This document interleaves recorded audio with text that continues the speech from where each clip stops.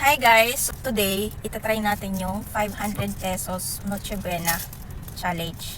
Kasi daw, sabi ng DTI, may 500 pesos ka lang, may pang Noche Buena package ka na. So, itatry natin.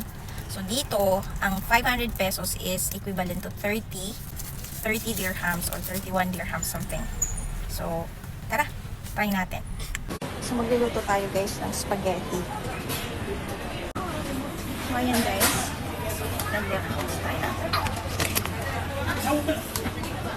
Let's go din tayo nitong CDO Carne Norte. So, ayan siya. 8.75. Ayan guys. So, meron ditong 699. So, ito siya. Tatlong packs na siya. So, ayan guys. Pabili na ako ng spaghetti sauce. Ng Carne Norte pang sangkap. Saka ng pasta. So, yan na guys yung 30 dirhams. So, ayan guys. Kaya naman pala siya kapag isang putahe lang yung lulutuin mo. Pero kung gusto mo ng madaming putahe, talagang kulang yung 500 pesos. So, ayan guys. Mission complete tayo. And, pwede. So, pasado tayo sa challenge.